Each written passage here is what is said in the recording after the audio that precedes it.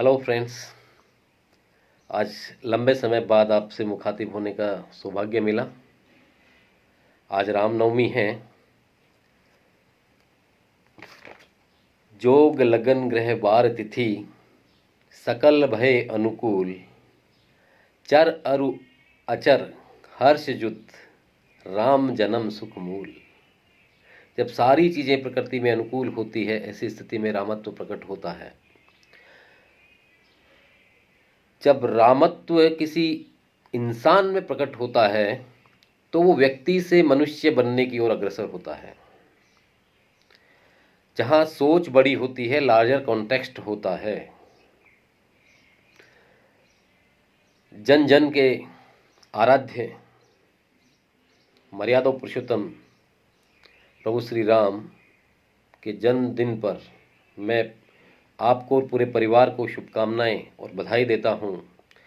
नीलाम्बुज श्यामल कोमलांग, सीता समारोपित वाम भागम, पाणो महासायक चारु चापम, नमामि रामम रघुवंशनाथम।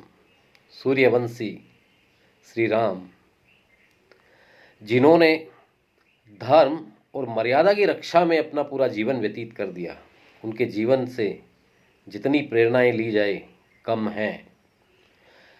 आज का ये जो दौर चल रहा है उसमें भी प्रभु श्री राम निज संयम और आत्म अनुशासन दो पाठ हमें अच्छे से पढ़ाते हैं। हमारे मन की निर्मलता भी वो सिखाते हैं। तुलसीदास जी ने कहा एक दोहे के रूप में, निर्मल मन जन सो मोहि पावा, मोहि कपट छल छिद्र न भावा। हम निर्मलता से रहें, यही प्रभु सिखाते हैं हमें, और यही हमारा दायित्व और जिम्मेदारी है। आज के दौर में लोग भय और अनिश्चितता के शिकार होते जा रहे हैं। कोई डराता है, अखबार की खबर हो कि टीवी की खबर, या कोई एक उपदेशक बनकर आता है कि ये चाल है, ये षड्यंत्र है, ये पता नहीं राजनीतिक है या किस तरह का है, क्या है, पता नहीं क्या क्या चीज़ें हमारे मन में डाल दी जाती हैं। लेकिन हम जागरूक नागरिक हैं, हम देख रहे हैं स्थितियां उतनी अच्छी नहीं हैं, पहले से भी ज़्यादा विकट परेशानियां बनी हुई है। इसका अर्थ ये कतई नहीं है कि हम डर जाएं। सचेत रहें, जागरूक रहें, सावधान भी रहें। घर से बाहर पहली बात निकलना ही क्यों जब लॉकडाउन है, अति आवश्यक हो तो फिर मास्क लगाएं, सैनिटाइज रखें खुद को, 2 गज दूरी जो है वो मेंटेन रखें, क्योंकि अभी एयरबॉर्न जो वायरस है उसका भी शिकार कुछ लोग होते जा रहे हैं। हमें सावधानी बरतनी है। यहाँ एक ही चीज़ है जो सबसे ज़्यादा सपोर्टिव है, क्योंकि ऑक्सीजन की कमी बनती जा रही है, हॉस्पिटल्स में बेड खाली नहीं है ऐसा बताया जा रहा है, सरकारें व्यवस्थाएं कर रही है, लेकिन अखबार और टीवी की माने तो सच्चाई ये है कि तुम्हारी तुम जानो। यानी हमारी अपनी सुरक्षा, अपने परिवार की सुरक्षा हमारे अपने ही हाथों में है। हम बाहर ना निकलें। अनावश्यक बहादुरी दिखाकर कोई तमगा हासिल होने वाला नहीं है, बल्कि हम दुआएं करें उन लोगों के लिए जो हेल्थ वर्कर हैं या वॉलेंटियर्स हैं या प्रशासनिक अधिकारी हैं, या वो लोग जो अभी कहीं शॉप्स खोल रहे हैं हमारे लिए, उन सब के लिए और उनके परिवारों के लिए दुआएं करें कि वो स्वस्थ और सुरक्षित रहें और बचे रहें इस कोरोना के दुष्परिणाम और दुष्प्रभावों से। जिनके घर से कोई साथी मेंबर जाता है, उस परिवार की पीड़ा का एहसास करना ही हिलाकर रख देता है। आप परिवार के मुखिया हैं या सदस्य, आप उनके लिए बहुत इम्पोर्टेंट है। आप ही उनकी अपनी ज़िंदगी हैं।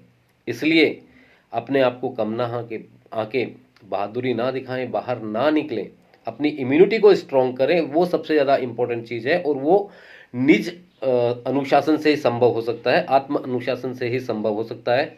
इम्यूनिटी बढ़ाने के लिए आज बहुत सारे नुस्खे बार बार लोगों के द्वारा बताए जा रहे हैं। कुछ उनमें पसंद आते हैं, कुछ पसंद नहीं भी आते हैं। हो सकता है कुछ लोग डॉक्टर्स हों, कुछ लोग एक्सपर्ट हों, हो सकता है कुछ लोगों ने टेस्ट किया हो और हो सकता है कुछ लोगों के अपने आइडियाज़ हों, लेकिन फिर भी ऐसी चीज़ें जिनका साइड इफ़ेक्ट नहीं है उन्हें अपनाने से गुरेज नहीं करना चाहिए। मैं कल पढ़ रहा था, एक जगह पे था कि हम प्याज पर सेंधा नमक ला के आगे खाएंगे तो कोरोना नेगेटिव से पॉजिटिव बन जाएंगे। अब इसमें कौन सी महाभारत या गणित या साइंस लगानी है? कर लिया, हो गया, अच्छी बात, नहीं हुआ तो कोई बात नहीं, लेकिन क्या इसे अपनाया जाना चाहिए? यस, देखना चाहिए, कोई नुकसान नहीं है, इसका साइड इफेक्ट नहीं है। हल्दी इम्यूनिटी बढ़ाने के लिए हल्दी में थोड़ी सी काली मिर्च मिला के हम गर्म पानी से बॉईल करके उसे लेते हैं, तो इससे हमारी इम्यूनिटी और इन्फ्लेमेटरी सिस्टम बढ़ता है, तो हमें अपनाना चाहिए। दालचीनी के लिए भी कुछ लोग बताते हैं, तुलसी, गिलोय और नीम की पत्तियों को उबाल कर पीने से भी हमारी इम्यूनिटी स्ट्रांग होती है, हमें करना चाहिए। लेकिन कुछ लोग एक साथ सारी चीज़ों को करते हैं, गर्मी का मौसम है, ऐसा नहीं करना है। एक एक चीज़ हम हर दिन रिपीट करके ले सकते हैं। कौवा कॉफ़ी जो भी चीज़ें हमारी इम्यूनिटी को स्ट्रॉन्ग करती है वो हमें लेनी चाहिए। हमें ऑक्सीजन हमारी ज़्यादा से ज़्यादा कैसे बढ़े, इसके लिए हमें प्राणायाम करने चाहिए, योगा करना चाहिए, भस्त्रिका प्राणायाम करना चाहिए, और भी कई तरह के प्राणायाम है जो हमें हमारी श्वसन प्रक्रिया जो है उसको तेज, रेस्पिरेटरी सिस्टम को हम ठीक कर पाएँ। लंबी लंबी लंबी और गहरी सांसें हम बार बार लें, हम नियमित एक्सरसाइज भी करें। और किसी ने बताया कि नोनी और मल्टीविटामिन्स ये हमारे इम्यूनिटी को बढ़ाने के लिए हेल्पफुल है। हमें गरिष्ठ भोजन करने से बचना चाहिए, लिक्विड डाइट पे हम ज़्यादा फोकस करें। हम दलिया है, खिचड़ी है, इस तरह की चीज़ों को ले सकते हैं, और अच्छे से एक्सरसाइज करें ताकि थोड़ा ठीक रहे। और क्या क्या चीज़ें हैं जो हमारी इम्यूनिटी को घटाती है, उन पे भी अपन थोड़ा सा डिस्कस करते हैं। उनमें है, एक, नींद प्रॉपर नहीं आना हमारी इम्यूनिटी को कमज़ोर करता है।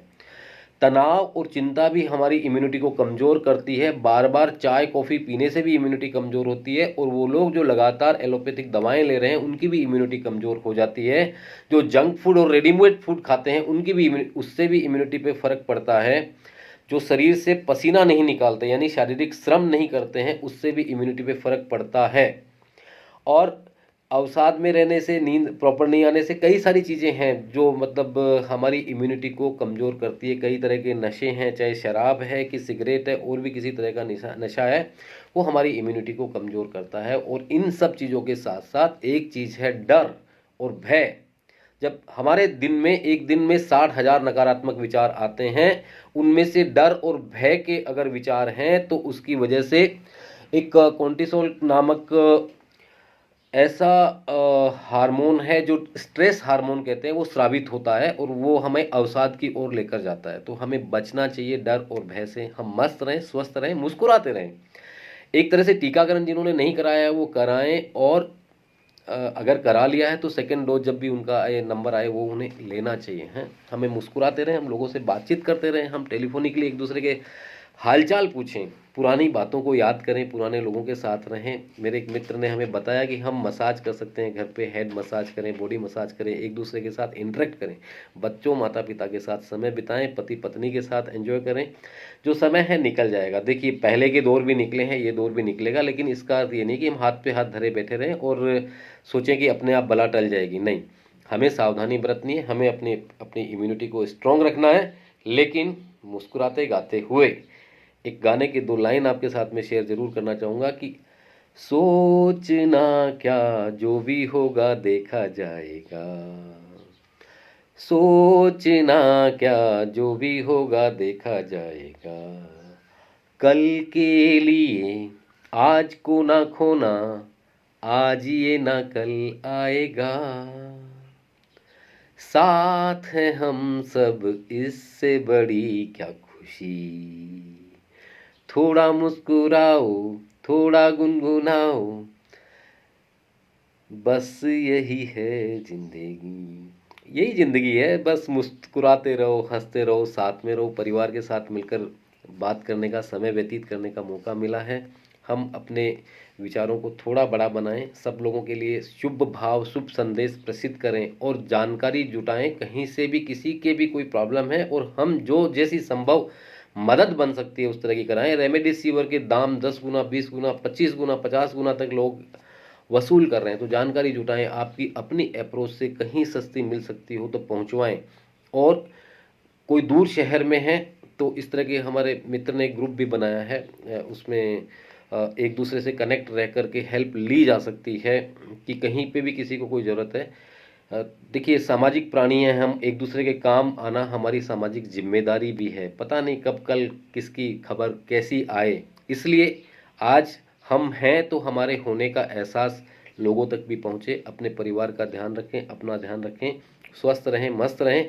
और हमारे शास्त्रों ने हमें जो सिखाया, जो मंत्र दिया कि वसुधैव कुटुंबकम और सर्वे भवन्तु सुखिनः सर्वे सन्तु निरामया सर्वे भद्राणि पश्यन्तु माँ कश्चित् दुर्भाग् भवेत्, ऐसे भाव हमारे मन में रखें कि हर किसी का कल्याण हो, हर जीव जंतु प्राणी पक्षी का भी हम ख्याल रखें। अभी पक्षियों का ध्यान रखें, गर्मियाँ आ गई है, उनको दाने और उनको पानी की भी व्यवस्था करें।